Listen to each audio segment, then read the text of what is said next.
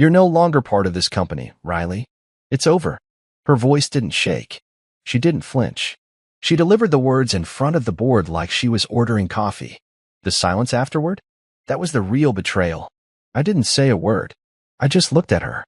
Not the board members. Not the legal assistant standing behind her with the termination packet. I watched my wife, my partner, my co-founder, burn 12 years of marriage and 15 years of sweat equity with a single sentence. The irony? It was my signature on the company's founding documents. My algorithms that built PulseGrid's core platform. My work, my vision, my blood. And yet here I stood, stripped of my title and the company I built. I took the packet, nodded once, and walked out without blinking. Not a protest. Not a single objection. Because they think they're playing chess. They don't know I built the board. Outside, the heat of Austin slapped against my face as I stepped onto the curb. I didn't stop walking until I reached the parking garage. I got in my car and laughed, genuinely laughed, for the first time in months. This was part of it. Every move they thought they made. I had already set in motion. Every investor she'd charmed? I'd already spoken with. Every fake vote? Already accounted for. She thinks she just humiliated me. She thinks she fired me. But what she doesn't know is how much of this company I still own. And if she doesn't even know that, what else is she blind to? Hey, if you're still watching, that means you're enjoying the story. I have one small request. I'm trying to reach my first 1,000 subscribers. If you like stories like this, please hit the like button and subscribe to join the journey. It means a lot to me, and trust me, even better stories are coming. Now let's continue story. Celeste didn't even stay to shake hands with the board. She never liked wasting time after a power move. Instead, she was already texting Logan. It's done. Meet me at the condo. Her heels clacked confidently through the hallway of PulseGrid HQ like nothing had just happened. And for her, it hadn't. In her mind, this was just another necessary decision. Another tactical adjustment to maintain control. She entered the private elevator, tapped her security code, and leaned against the mirror, staring at herself. CEO, she whispered, smirking. All mine now. Celeste wasn't just Riley's wife. She never liked being defined like that.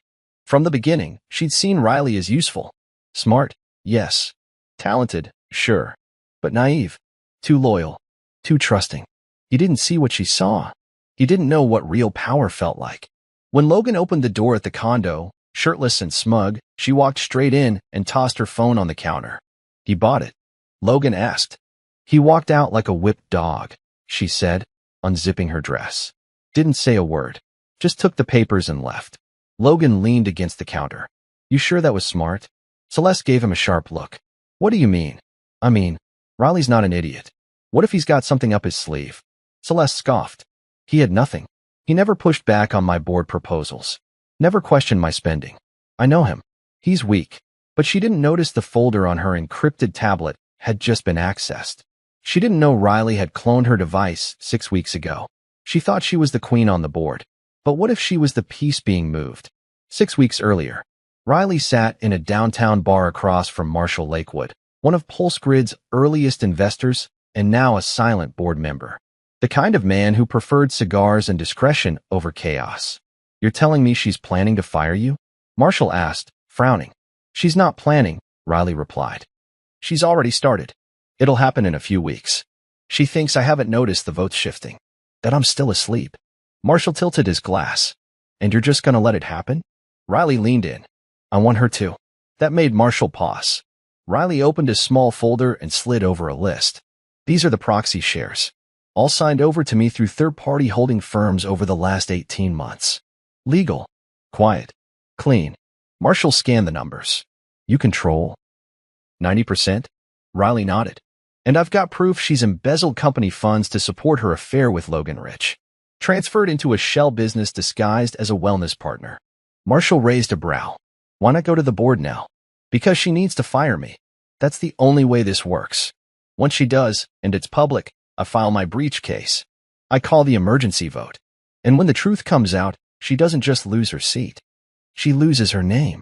Back in the present, Riley stood in front of a downtown building no one in PulseGrid knew existed. His private office. He looked up at the skyline and whispered to himself, she thinks she fired me, but she just pulled the trigger on herself. People thought they knew me. The board saw me as the passive genius. The media called me the quiet visionary. Celeste? She saw me as a tool, her springboard, her safety net, her stepping stone. But no one ever really saw me. They saw the man I'll let them see. The patient one. The reasonable one. The one who let things go, stayed out of the spotlight, avoided confrontation. Truth is, I never forgot who I was. I just waited. I let her have her stage. I let her dress it up, shine her smile, collect awards. And while she was basking in cameras and board dinners, I built the foundation under her feet. I stayed behind the code, behind the balance sheets, behind the private contracts no one cared to read. Because I learned something the hard way. Silence isn't weakness. It's power when you use it right. Celeste thought firing me would destroy me. She doesn't understand that I've already moved past the pain. I watched her walk away from the marriage like it was nothing. Heard her lies. Saw the late-night trainer sessions. I kept the texts, the call logs, the money transfers. I let it all happen. And I waited. Because she was writing a story she thought I couldn't read. But I helped write the first page. And I'm the one who'll write the last. While Celeste was posing with investors for a PulseGrid social media campaign, Riley was in a quiet law office 3 blocks away, updating a will she didn't know existed. While she was sleeping next to Logan in the penthouse, Riley was monitoring her encrypted device through a mirror phone hidden in a server rack. While she smiled at press events, he was speaking to former employees she'd ghosted, people who still had access to damaging emails and NDAs she thought were airtight. Their lives looked like they were on 2 separate tracks. But one was a performance, and the other? A setup. She still thought she was the story. She didn't realize she was a subplot in a much longer novel. Celeste had grown comfortable thinking she'd won, that she'd outmaneuvered Riley in business and marriage. But while she was focused on public image, Riley focused on timing. She didn't notice the IT firm she recommended for cybersecurity last year was co-owned by a silent investor tied to Riley. She didn't question why the new chief legal officer, hired through a third-party recruiter, used to clerk under Riley's family attorney.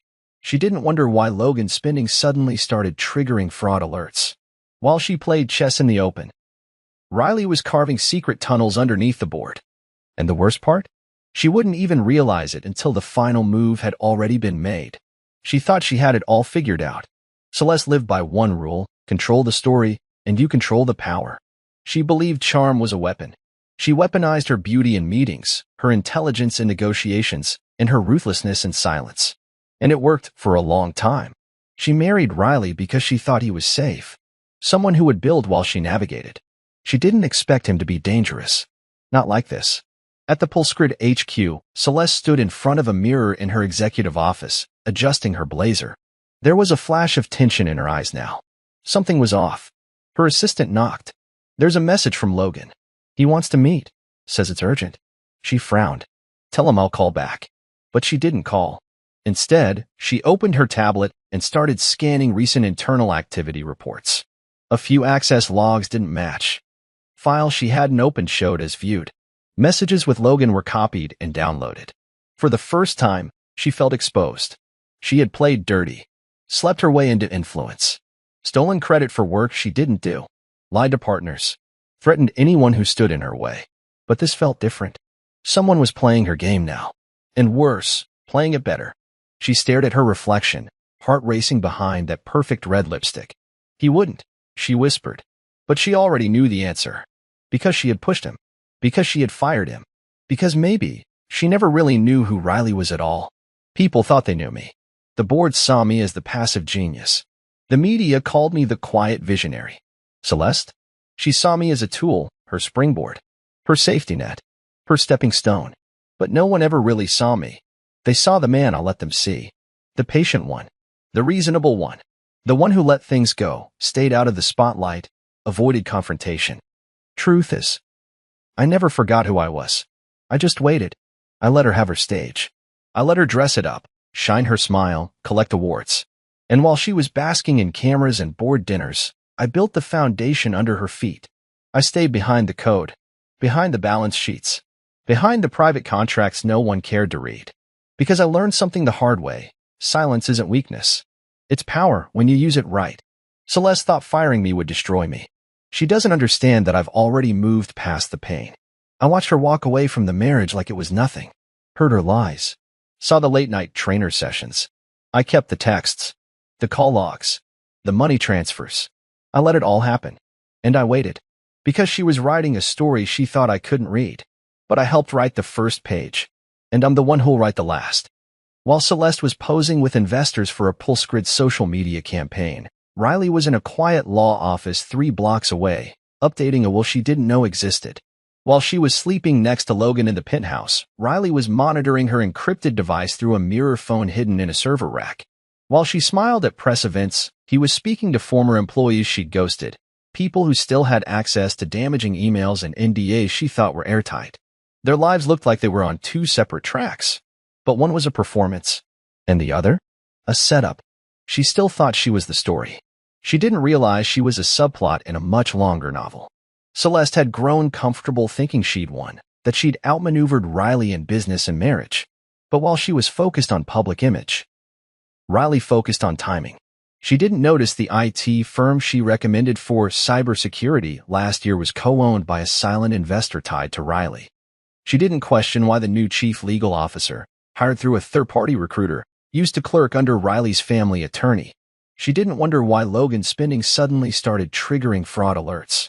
While she played chess in the open, Riley was carving secret tunnels underneath the board. And the worst part?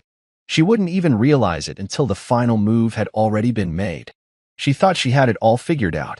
Celeste lived by one rule: control the story, and you control the power. She believed charm was a weapon. She weaponized her beauty in meetings, her intelligence in negotiations, and her ruthlessness in silence. And it worked for a long time. She married Riley because she thought he was safe, someone who would build while she navigated. She didn't expect him to be dangerous. Not like this. At the Pulsgrid HQ, Celeste stood in front of a mirror in her executive office, adjusting her blazer. There was a flash of tension in her eyes now. Something was off. Her assistant knocked. "There's a message from Logan. He wants to meet. Says it's urgent." She frowned. "Tell him I'll call back." But she didn't call. Instead, she opened her tablet and started scanning recent internal activity reports. A few access logs didn't match. Files she hadn't opened showed as viewed. Messages with Logan were copied and downloaded. For the first time, she felt exposed. She had played dirty, slept her way into influence, stolen credit for work she didn't do, lied to partners, threatened anyone who stood in her way. But this felt different. Someone was playing her game now. And worse, playing it better. She stared at her reflection, heart racing behind that perfect red lipstick. He wouldn't, she whispered. But she already knew the answer. Because she had pushed him. Because she had fired him. Because maybe she never really knew who Riley was at all. Let me know when you're ready for the next 3. Chapter 7. Had Chapter 8. In Chapter 9. Idea. Each one will go even deeper into the psychological and strategic warfare between them, keeping the flow tight, original, and explosive. Ready when you are. Riley had the truth. He had the signatures, the shares, the server logs, the voice memos from Logan's tapped burner. He had enough to bury Celeste 10 times over. But he wasn't just playing to win. He was playing to make her realize who she underestimated. Riley stared out over the city skyline from his private loft. The same skyline they used to dream about owning together. The same balcony where she once told him, "No matter what happens, we build everything together." That version of her, it was long gone. And the truth is, he'd seen it happening for a while. He had noticed when she stopped using "we" in meetings. When she started hiding credit card charges under dummy LLCs.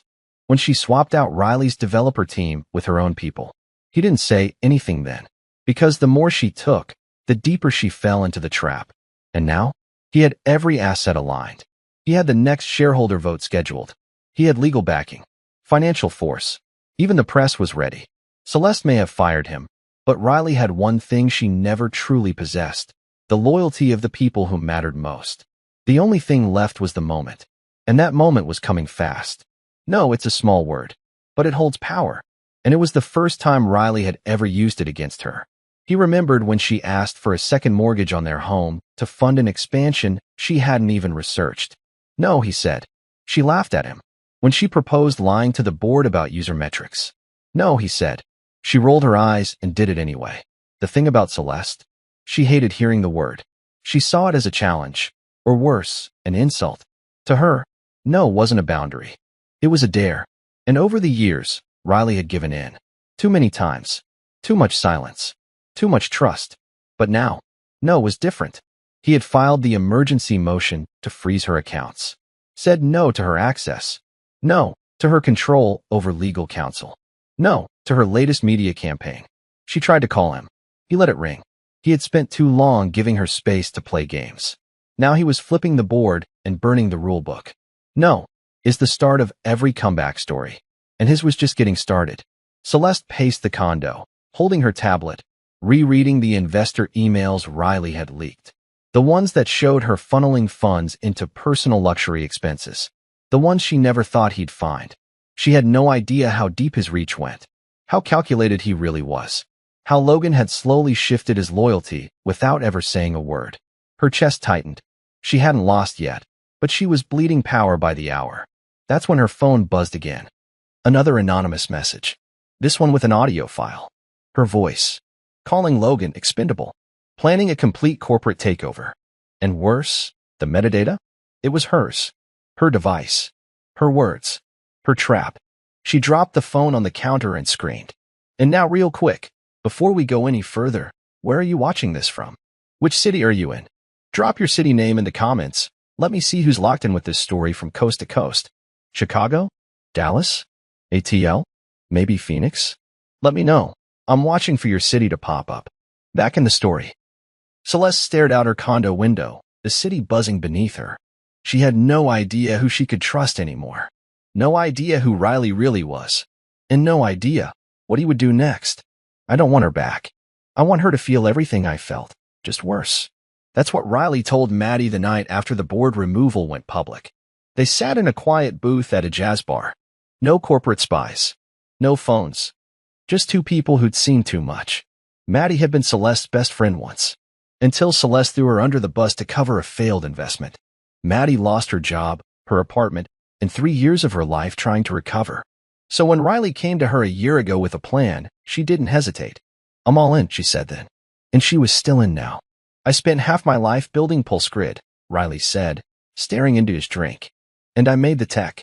I built the back end, the server logic, the algorithm stack. Not her. She was the mouth. I was the engine. You still are, Maddie said. He looked up. No, he said. Now I'm the hammer. Because this was no longer about salvaging what she took. This was about reminding the world, and her, that Riley Grant wasn't the quiet one. He was the one who let her think she was leading. And now, he was done pretending. Control isn't just about titles. It's not about having the CEO badge or the biggest office. It's about the power to end someone's career with one phone call. And Riley had that power now. He stood at the head of a private boardroom, not PulseGrid's boardroom. This one was off-site, quiet, NDA sealed. Inside were 7 investors, including Marshall and 2 silent partners who held proxy shares no one could trace. Riley pulled out a folder. Inside, documents that verified his 90% control through layered shelf firms, blind trusts, and quietly triggered share clauses Celeste never bothered to read. The media will pick this up tomorrow, Marshall said. You sure you want the bomb to drop now? Riley stared down at the PulseGrid logo stamped on the file. I want it now, he said. And I want it loud. Across town, Celeste sat in a meeting with her PR team.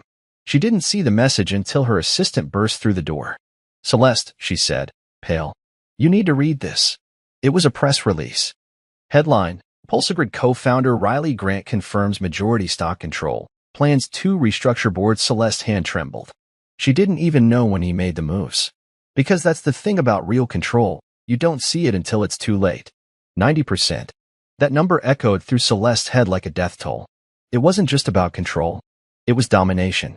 She paced her office, hands shaking, trying to process the avalanche of information. How did Riley hide it? How did no one notice? Her phone buzzed again, her father. She let it ring. She didn't want to hear another man tell her where she went wrong. Then Logan walked in. You knew, she snapped. He looked confused. Knew what? Riley. He owns 90% of the company. Logan looked stunned. That's impossible. She turned her screen around. Showed him the press release, the corporate documents attached. Logan ran his hand through his hair. Jesus, Celeste's eyes were wild. He played me. He sat there for months, letting me think I was in charge. And the whole time, he was pulling strings. Logan paused. So what do we do? She looked up. Her voice low, dangerous. We ruin him. But outside that glass wall, Maddie was watching. Recording. And across the city, Riley watched the footage stream in on a secure line. He didn't smile. He didn't gloat. He just whispered to himself, "Game on." This was the cost of betrayal. Riley stood alone in his private data room, surrounded by hard drives, encrypted servers, backups of everything Celeste ever touched inside PulseGrid. Of all the decisions he had made in the last 18 months, this was the one that changed everything. The moment he chose not to confront her when he first found out, but to watch. He could have yelled, thrown her out, filed for divorce. But that would have been easy. And easy was not what she deserved. Instead, he became a ghost in his own company. The quiet co-founder. The step-back tech guy.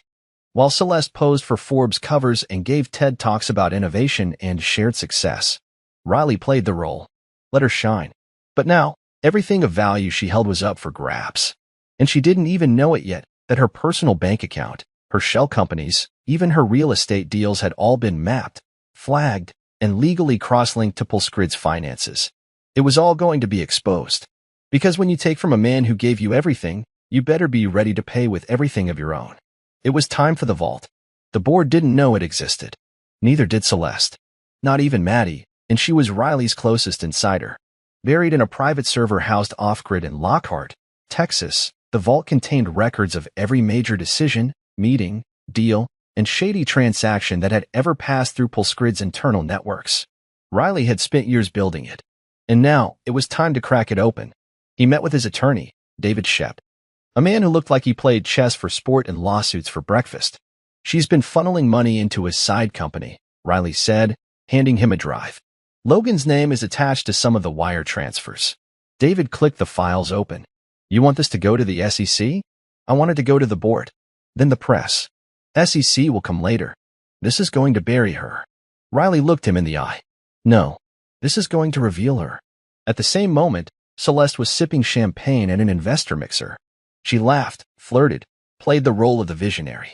But her assistant's phone buzzed with a breaking alert. She glanced at the headline, "The Vault Leaks, PulseGrid Under Internal Investigation." Her glass slipped, shattered. And just like that, the game was no longer hers. Celeste arrived at PulseGrid the next morning to a different kind of welcome. Eyes didn't meet hers. Conversation stopped as she passed. Her executive assistant avoided contact. Her CTO didn't show up at all. Her company had turned cold. She pushed open the boardroom doors and found Marshall already seated, flanked by two legal reps Riley had appointed during his silent restructuring. "This is still my building," she snapped. Marshall didn't flinch.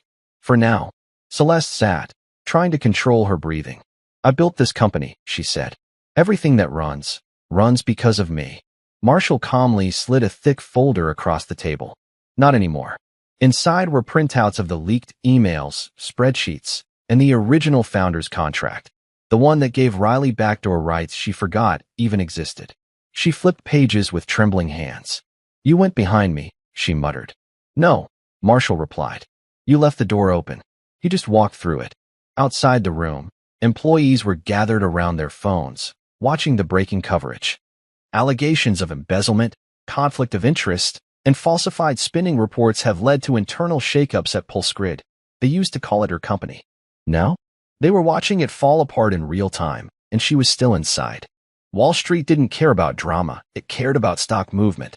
So when PulseGrid's leaked files started trending across tech forums, social media, and business feeds, it was only a matter of time before investors reacted. At 9:31 a.m., the stock dipped 3%. By 10:15 a.m., it dropped 6%. By noon, it was down 11%, and analysts were on live TV asking one question: is PulseGrid's queen about to fall? Celeste was cornered in her glass office, watching the numbers flash across her screen. Her executive assistant stood awkwardly by the door. "Should I, schedule the emergency call?" Celeste didn't answer. She was staring at a live chart of the company's stock price in freefall. The same company she once promised to take public. The same company she fired her husband from. Across town, Riley was already on a video call with Maddie, Logan, and Marshall. "Release the next batch," Riley said calmly. Logan hesitated. "This includes the offshore accounts. Once this drops, it won't just be corporate. She's legally exposed." Riley didn't blink. "Then it's time." By 1 p.m., a new headline hit. "Stock shock. PulseGrid tied to offshore fraud. CEO Celeste Monroe implicated." The final image on the article? A photo of Celeste, smiling in a red dress from last month's tech gala, captioned, "From the top to the edge." Riley didn't believe in karma. Karma waited too long. This was payback, planned, precise, personal. And it started with the private email leak. Riley sat with Maddie, watching Celeste's most confidential messages spread like wildfire across forums and investor groups. One thread caught fire fast, an email to Logan from 2 months ago, where Celeste wrote, "Riley's too soft. He won't see it coming. Once he's gone, we'll bleed the back-end code and start our own platform. You and me. We'll bury him." The public didn't just turn. They exploded. Former employees shared screenshots. Ex-investors chimed in. Someone posted a video of her berating an intern during an offsite. Every skeleton was being dragged out of her closet, and the world was watching. Meanwhile, Celeste sat in her now half-empty office, staring at a locked laptop. Legal had frozen her accounts. IT had revoked her access. Security was watching her every move. Logan showed up. Unannounced. Uninvited. "You leaked the emails," she hissed. Logan shook his head. "You leaked the trust first." He dropped a flash drive on her desk. "What's this?" she asked. "Your confession. The voice memo. I made a copy." "You son of a," but he was already walking out the door. Because payback doesn't wait. There's always a moment where the power shifts, not loud, not obvious.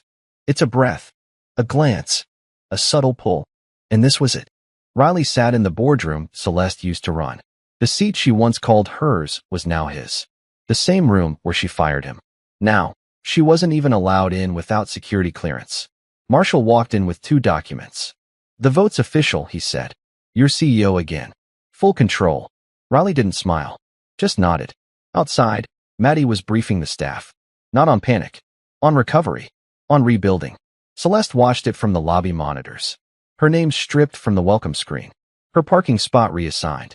The faces that used to light up when she walked in, now blank. Cold. Unbothered. Everything had shifted. And the worst part? It wasn't just that she lost.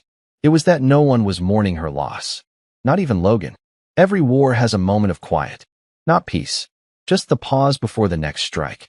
Riley stood in the Pulse Grid server vault, alone. No press. No board. Just rows of humming machines and the echo of memory. He reached into a locked drawer and pulled out an old flash drive. This was the first prototype he and Celeste ever built together. Back then, the code was messy. The interface was clunky. But the vision was pure. They called it Grid Zero. Back then, they used to talk about legacy. About building something that would outlive them both. And now? They were the very ones tearing it down. "This was never about money," Riley whispered. "It was about what we staked our lives on." He closed his hand around the flash drive. Because here's the truth, power is easy to chase when there's nothing at stake. But when you've poured years, love, betrayal, and sacrifice into something, the losses hit different. That's why Celeste was unraveling. Because this wasn't just business anymore. This was identity, legacy, ego. And neither one of them was willing to die quietly. She thought he was the only one working from the inside. But she was wrong. Celeste had trusted Maddie once, fully, blindly. Brought her into Pulse Grid early, let her into her home, even gave her access to sensitive accounts. She never thought Maddie would turn. But the truth? Maddie never really did. She'd been on Riley's side from the start. Not out of revenge. Not for money. Because she saw what Celeste was doing to him, to the company, and she knew it was only a matter of time. Now, she was planted deep inside. Managing HR audits. Quietly switching team loyalties. Feeding Riley the morale of the staff in real time. And the best part? Celeste still didn't know. But Logan did. He saw the shift. The way Maddie lingered too long around Riley. The conversations that stopped when he walked in. The loyalty that no longer belonged to Celeste, but was now split between Riley and something else. Because Maddie wasn't doing this for free. She had a long game of her own. The mistake everyone made was thinking this started with the affair. But the root of the betrayal went further back. Back to when Celeste's father lost everything and swore his daughter would never be powerless.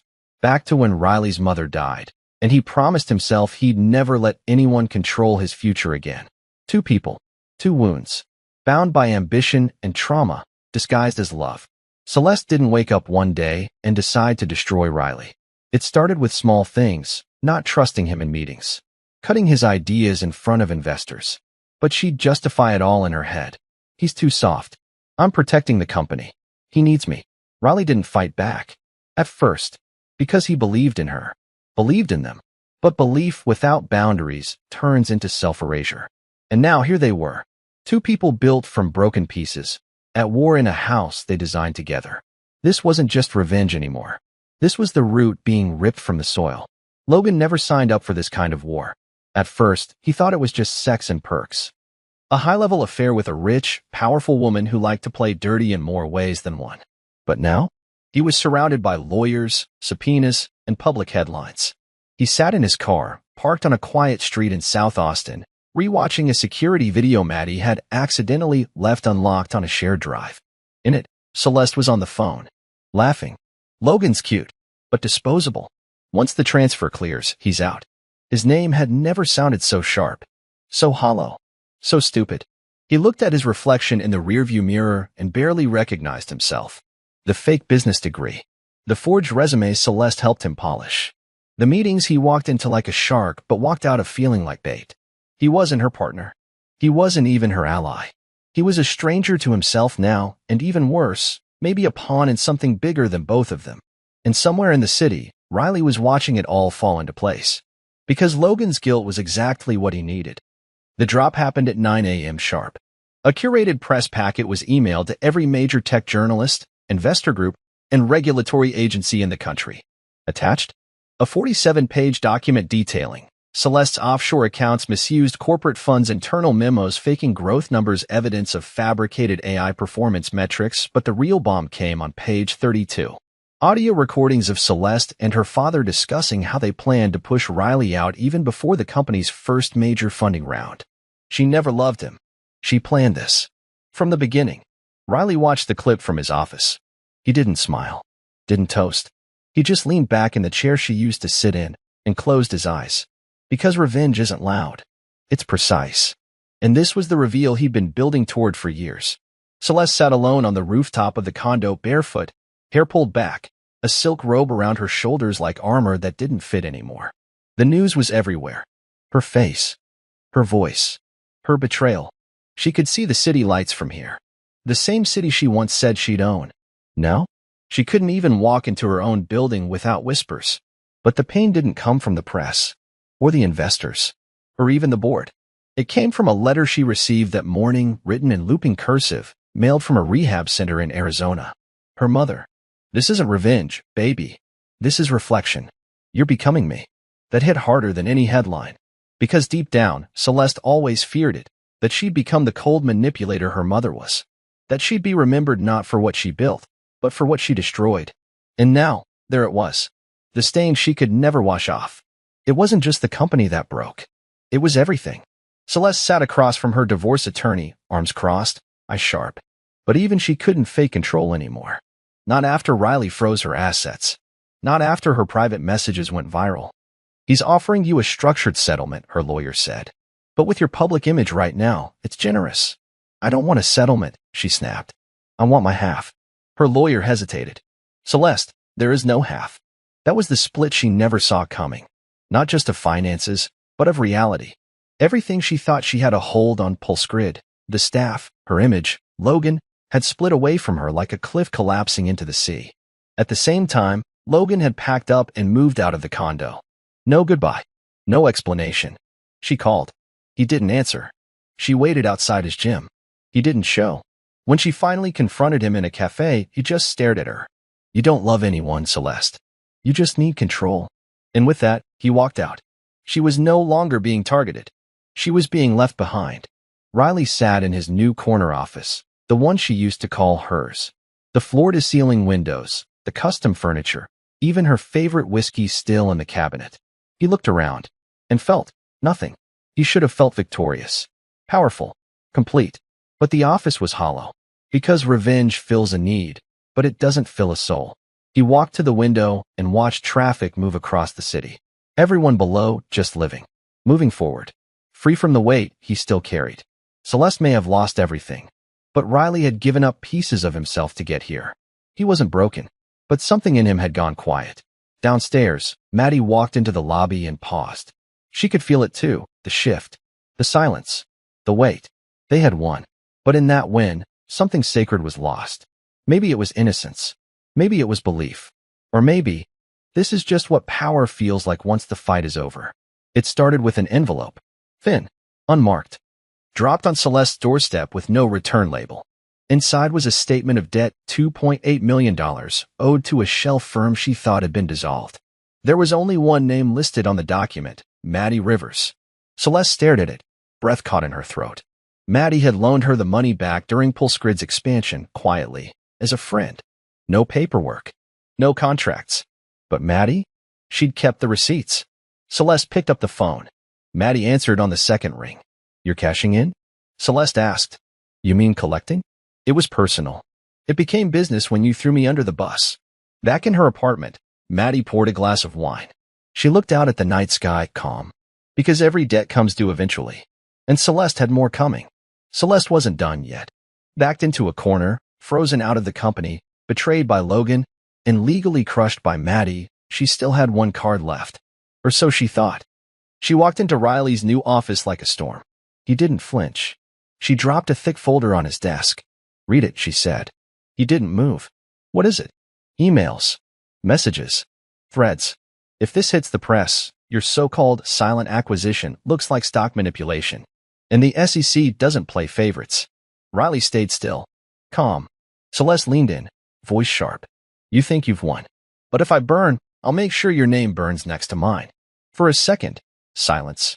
Then Riley opened his desk drawer and calmly pulled out a matching folder, heavier. Older. Sealed with timestamp documentation, forensic trails, even her voice memos coaching Logan on how to leak Pulsegrid's prototype code. He slid it toward her. This is what I held back, he said. If your folder leaks, mine goes live 2 minutes later. Her eyes narrowed. Bluff. He tapped the intercom. Marshall, activate Protocol Black. A second later, she got the notification. The first of her own files, uploaded publicly, timestamped, verified. Still think I'm bluffing? Riley asked. She stood, her face cracking. This isn't over. But they both knew it was already done. Because you can only bluff when the other side doesn't have your entire playbook. And Riley had every page. It happened faster than anyone expected. That morning, Celeste had still been trending. Not for good reasons, but still powerful, still feared. By nightfall, her empire was in ruins. The final shareholder vote removed her from all Pulsegrid operations. Her board access revoked. Her media PR contract terminated. The car service canceled. Even her private suite at the launch expo had been reassigned to Maddie. And the worst part? Not a single employee protested. In fact, most applauded quietly behind closed doors. They'd seen her throw people under the bus. They'd watched her take credit, shift blame, humiliate junior staff. She wasn't admired, she was endured. And now? She was falling with no one there to catch her. News outlets ran with it. Celeste Monroe officially removed from Pulsegrid. Former CEO faces federal audit. Power couple no more. Riley Grant regains control in corporate coup. In the shadows of the internet, forums buzzed with details of her arrogance, her tactics, her downfall.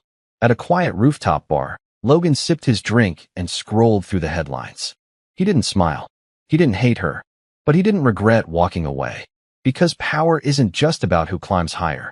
It's about who survives the fall. She returned to the office one last time. Not to reclaim anything. That part was gone. She just wanted to see it. The Pulsegrid logo in the lobby. The glass wall she had custom built. The hallway lined with awards that no longer bore her name. Security didn't stop her. They didn't have to. She wasn't dangerous anymore. Just irrelevant. She stepped into her old office, now stripped clean. No desk. No files. Just space. A literal reminder of what was left behind. She walked over to the window where she used to stand and looked down at the city. She once felt invincible here. Now, all she saw was smoke, the metaphorical kind. Riley had let her crash, but he hadn't gone after her personal accounts, hadn't attacked her family and the press, hadn't destroyed her in every way he could have. He left her standing, in the ashes. Because real power doesn't need to keep swinging once the fire's out. Sometimes, silence is the most brutal final word. Celeste took one last look at the room. She whispered, I made this. And then quietly, she left. Riley thought it would stop once she was out. He thought the fire would die. That revenge would satisfy the part of him that stayed quiet too long. But there was still a burn in his chest. A low, constant hunger. Not for her downfall. For clarity. For closure. Because he still didn't understand why. Why Celeste didn't just walk away when she saw what he was building. Why she couldn't let him have one thing that was purely his. He found himself working later than usual, going over old documents, watching security footage from years ago, listening to old voicemail she left, casual, flirty, sweet. And all he could think was, when did she start pretending? Meanwhile, Celeste sat in a motel outside the city, eating fast food off a plastic tray, replaying the same three thoughts in her head. He beat me. I let him. But I'm not done. Because her hunger wasn't for clarity. It was for a comeback. Riley thought she was buried. But underneath her guilt, her shame, her reputation, there was still a voice whispering, take something back. And she intended to listen. It started with a flagged bank notification. Riley's forensic accountant, a guy named Bowen with thick glasses and zero social skills, pinged him at 7:12 a.m. You need to see this. A wire transfer hit one of Celeste's offshore accounts 2 days ago. Riley blinked. She's frozen out. Not this account. It's not in her name anymore. It's under a trust, one I missed before. The transfer came from a firm called Blair Finch Strategies, a name Riley hadn't seen in years. He called Marshall. Does that ring a bell? Marshall's voice went cold. They're not just consultants. They deal in corporate sabotage, buyouts, data wipes, intimidation. You think she's trying to erase her trail? Riley asked. No. I think she's trying to build a new one. Hours later, Logan sat across from Riley in a side office. Did you know she'd wired out again? Logan shook his head. I've been out. I'm not talking to her. Riley slid a folder across the table. I think she's setting up another company. Logan flipped through the papers. His face changed. Blair Finch, they were the firm she once tried to hire to investigate you. Before the firing. You knew. I stopped her, Logan said quietly. Back then, I thought I was protecting you both. Riley leaned back. His jaw tightened. So she tried to destroy me, before she ever fired me. Now he knew, she wasn't done. She was repositioning. The war wasn't over. It had just gone dark. Celeste stared at herself in the motel mirror. Mascara smudged. Hair knotted. Her blazer, once designer sharp, was wrinkled and faded. She had slept 2 hours in 2 days. Hadn't eaten real food in longer. The headlines still haunted her. Ex-CEO facing multiple investigations. Monroe Empire crashes and public fallout. But what really broke her? Seeing Maddie in a Pulsgrid interview. Confident. Composed. Trusted. That spot used to be hers.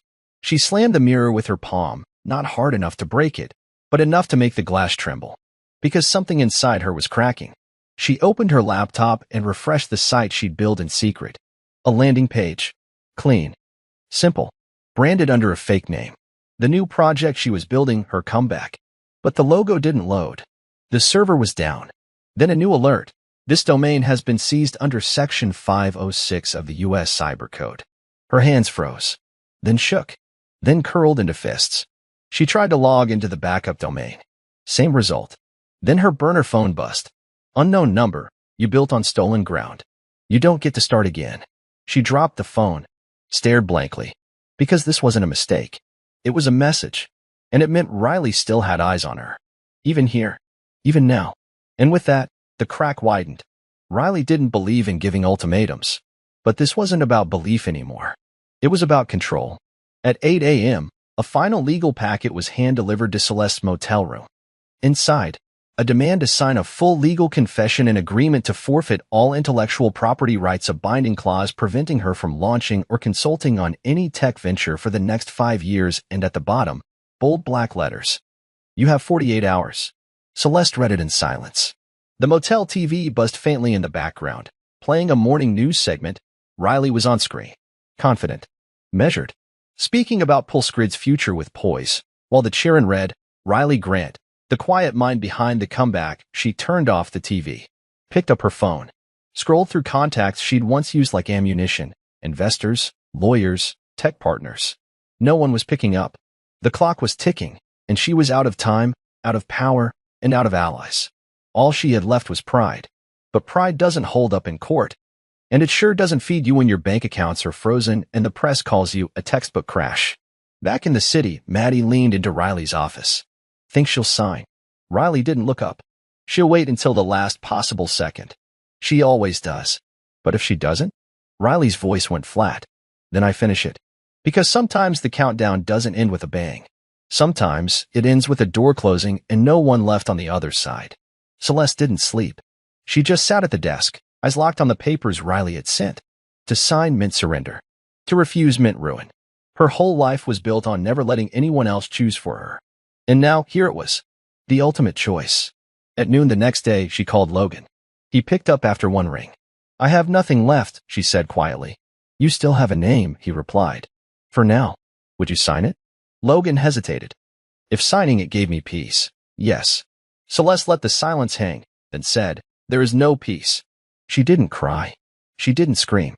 She just picked up a pen and signed. Her hands trembled as the ink dried.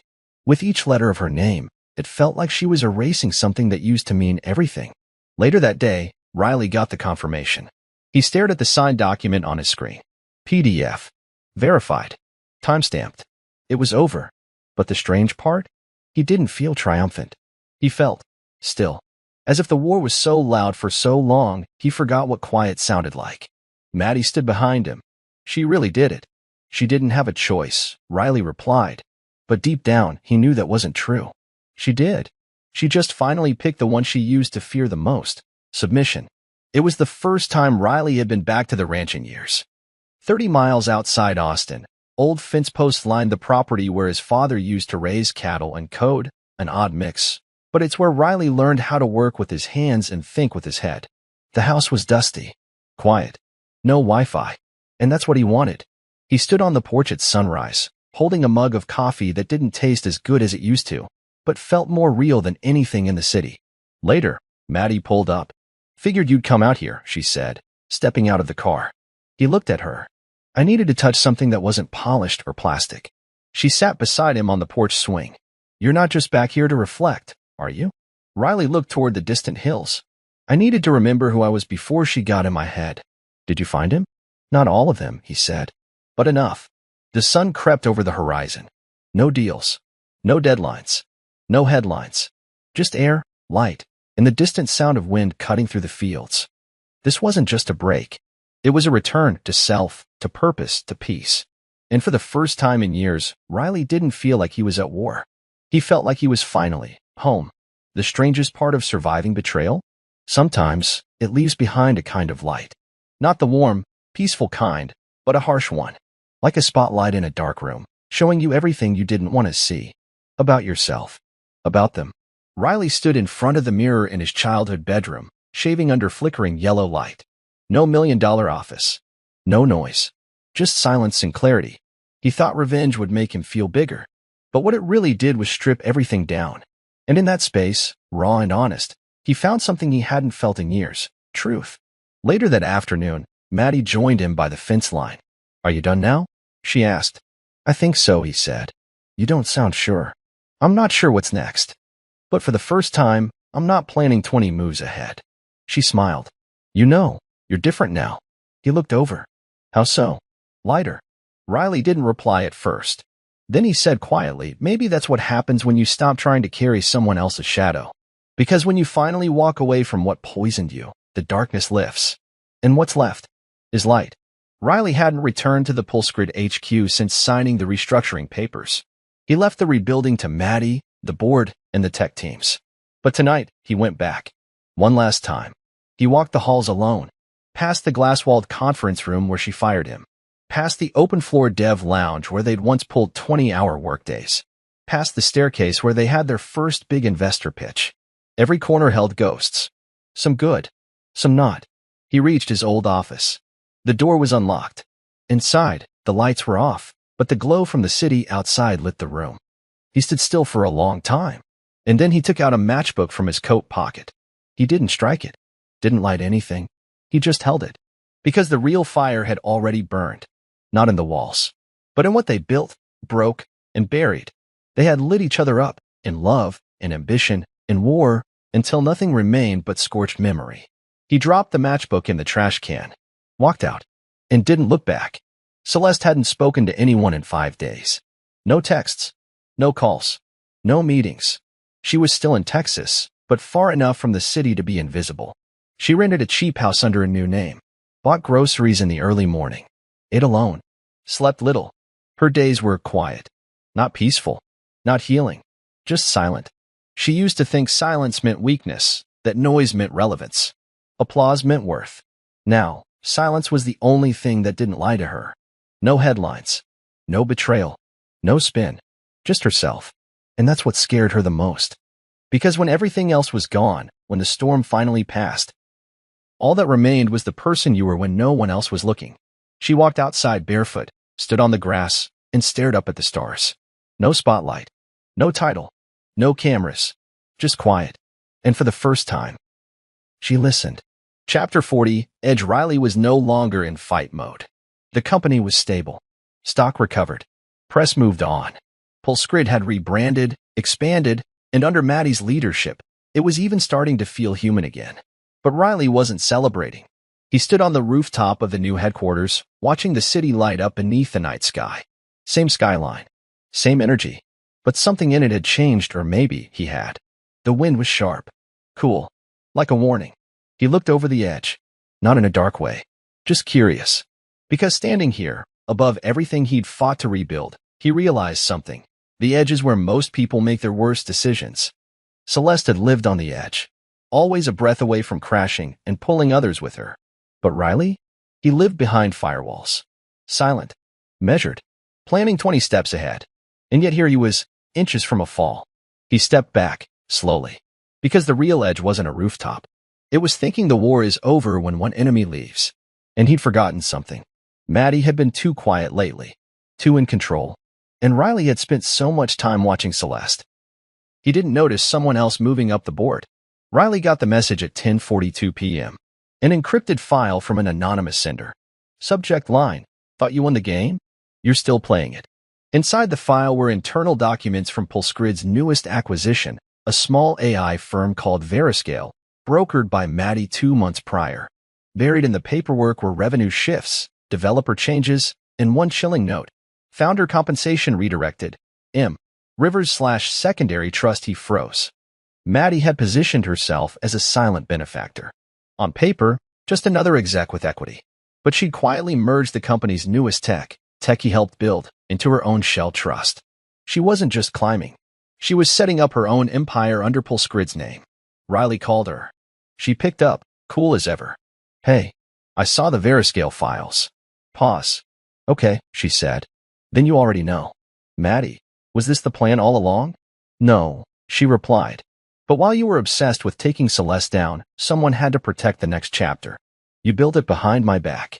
I didn't build it against you. I built it because you stopped paying attention. The call ended quietly, and Riley sat in the dark, realizing he had won the war. But the game never really ends. It just resets with different players. He didn't go after Maddie. He could have. He had the legal leverage, the files, the board sway. But he didn't. Because for the first time in a long time, he understood something. Peace isn't always about beating the next opponent. Sometimes, it's about choosing not to fight. He'd spent years fighting ghosts of Celeste, of his old self, of a version of success that left him hollow. But this was clarity. Riley left the city for good 2 weeks later. Sold his shares. Retained a quiet board position. Walked away without a press release. He bought a house by a lake. Woke up with no calendar. No headlines. No war. Just silence. Real silence. And peace. Until one morning, a small package arrived. No return address. Inside was a hard drive. Labeled only. You never saw the full picture. He stared at it for a long time. Was this Celeste? Maddie? Someone else? He didn't plug it in. Not yet. Because sometimes, peace comes just before the next explosion. The drive sat on Riley's desk for 2 days. He stared at it like a ticking bomb, unsure whether opening it would give him answers or just more questions. On the third night, when the lake house was quiet and the wind was brushing against the windows, he finally plugged it in. There was only one folder. Labeled, Final Pieces. Inside, files. Dozens. Audio logs. Video recordings. Voice memos. Transaction records. He clicked one. It was a screen recording of a private conversation from over a year ago, Celeste and Maddie, alone in an elevator after an investor summit. Neither knew the camera was still rolling. Celeste, he's smart. But he's never going to be ruthless enough to see it coming. Maddie, smiling. Then I guess we just need to keep playing our parts. Another clip. An email thread between Maddie and Logan, months after he left Celeste. Maddie, the moment we shift Pulse Grid's tech under Veriscale, he'll be too distracted cleaning up Celeste's fire to notice what we're building. Logan, and when he does? Maddie, by then, we'll be untouchable. Riley's stomach turned, not just at Maddie's betrayal, but at the orchestration. It was never just about Celeste. It was about watching him burn everything to the ground while they built quietly in his shadow. They didn't stop Celeste. They used her. He stepped outside into the night air, breathing hard. Everything he thought he knew, everything he fought for, was shaped by people who stayed in the shadows, letting him light the match. And now, as the moon cast a dim reflection on the lake water, Riley finally understood. He wasn't the only architect of this story. He was just the one they chose to carry the weight. You don't walk through war and walk out clean. There's always a price. Riley sat at the kitchen table as dawn crept in through the blinds. The hard drive was still plugged in, its blue light blinking like a heartbeat. He hadn't slept. He scrolled through the last folder on the drive, marked Contingency. It contained something he hadn't seen in years, a video diary. From Celeste, dated just after she signed the confession. She looked different. Raw. No makeup. No script. Celeste, to camera, I know how this ends for me. But I'm leaving this for you, Riley. Not to hurt you. To tell you the truth. She paused. You were never weak. That was the mistake I made. You were just good. And I didn't know what to do with good. I only knew how to win. She looked away. But we weren't the only ones playing this game. Maddie wasn't just helping you. She was shaping it. Using me. Using you. She's not your shadow. She's your mirror, and maybe your replacement. The video ended. Just that. No signature. No message. Just silence. Later that day, Riley drove into the city for the first time in months. He didn't go to Pulse Grid. He went to a coffee shop, one Maddie used to like. He waited, and when she walked in poised, polished, everything Celeste used to be, she froze. Riley stood. I saw it all. She didn't deny it. She didn't flinch. I warned you, Maddie said quietly. You were too focused on justice. I was focused on what came after. He looked at her for a long moment. You're right, he said. I wanted peace. And I wanted power. They stood in that standoff, past and future in human form. And in that moment, Riley finally understood. He won the war. But the price was losing the reason he ever fought. Riley stood at the lake's edge. The same place he'd walked to every morning since the war ended. But today was different. Today, it really felt over. He'd lost a wife. Gained enemies. Built an empire. Burned bridges. Watched truth turn to ash and power become poison. But he'd also found something else in the wreckage, himself. Not the naive builder. Not the silent strategist. Not the revenge-driven shadow. Just a man who knew what mattered now: freedom, peace, and knowing where you stand when the smoke clears. He reached into his coat pocket and pulled out one last thing. A letter. Unopened. From Celeste. Delivered after her disappearance from public life. He unfolded it slowly. I hope you're free now.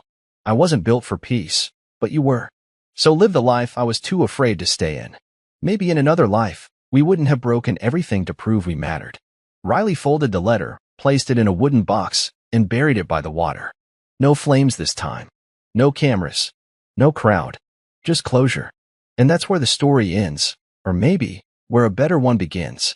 But before you go, let me ask you something real. Where are you watching from? What city?